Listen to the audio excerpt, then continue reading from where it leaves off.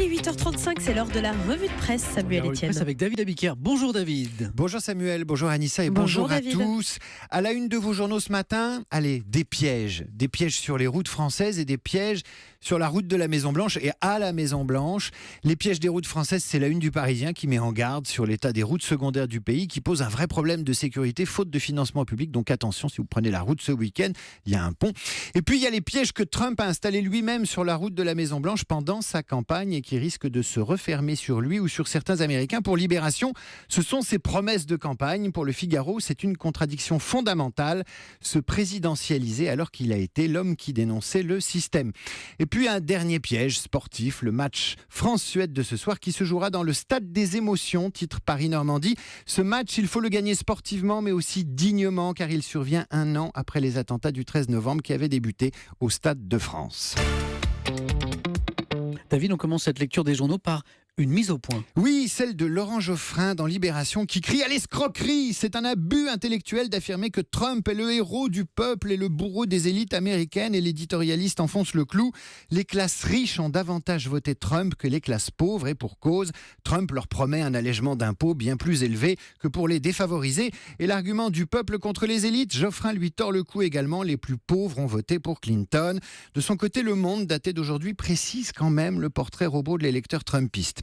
C'est plutôt un homme, il est plutôt blanc, il a plus de 45 ans, habite plutôt en zone rurale et il est peu diplômé, ce qui justifie ses analyses toujours dans Le Monde. Pour le philosophe Pascal Bruckner, c'est le triomphe des papis braillards. Pour l'essayiste Guy Sormand, la revanche des petits blancs. Hubert Védrine, l'ancien ministre, préfère ne pas s'en prendre aux électeurs. Interrogé par Le Monde, il préfère voir dans la victoire de Trump une nouvelle ère, celle des insurrections électorales, confère le Brexit par exemple. Et bien sûr en France, cette victoire elle a des effets politiques. C'est un peu comme si l'élection de Trump rebattait toutes les cartes. Tout le monde se sent pousser, allez, des mèches, des ailes, une mèche blonde, comme dans le dessin de Plantu à la une du Monde, et une Marine Le Pen qui s'envole d'un battement de mèches, comme François Fillon, dont Bruno Retailleau, un soutien sénateur Les Républicains, assure qu'il sera la surprise de la primaire, un peu comme Trump a été une surprise, puisqu'on ne peut plus croire aux sondages. Même Dupont-Aignan se plaît à rêver. Voilà ce qu'il dit. Trump était à 1% il y a un an. Comprendre, je suis moi-même à 1%, donc tous les espoirs me sont permis. Pourquoi pas ? Bref, les politiques de droite sont tous de mèche, la mèche de Trump, même Sarkozy qui déclarait hier dans un colloque sur l'Europe organisé par le JDD et Paris Dauphine: pour parler à Poutine et Trump, il faut quelqu'un qui a de l'énergie. Suivez mon regard. Et puis à lire dans Vanity Fair sur un autre registre, une analyse assez rigolote de Claude Askolovitch qui explique qu'en politique, ce ne sont pas les plus beaux qui gagnent. On ne dit pas le physique. En ce 11 novembre, David, on commémore l'armistice de 1918, mais pas seulement. Avec dans Le Parisien une double page sur des quasi-soldats inconnus, un pan de notre histoire que nous sommes en train d'oublier.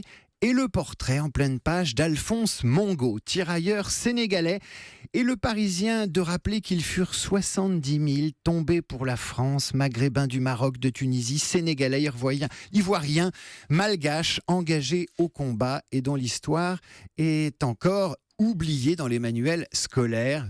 Il faut également se souvenir. Du souvenir, il est également question dans la revue Politis, une commémoration en annonçant une autre, la revue Politis, qui se demande comment nous avons résisté depuis le 13 novembre.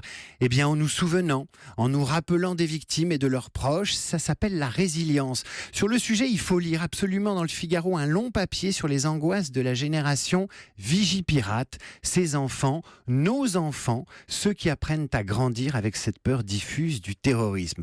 Commémoration enfin plus sereine et plus apaisée, mais très soudaine. Elle vient de s'enflammer sur les réseaux sociaux, sur Twitter, avec le hashtag Léonard Cohen et le souvenir des chansons, des mélodies du chanteur canadien. Sur Twitter, on poste déjà des photos de bougies de rassemblement au Canada, à Los Angeles où il vivait, mais aussi des blagues, et ce sera ma chute. Il faut toujours finir par quelque chose de positif. Ouais.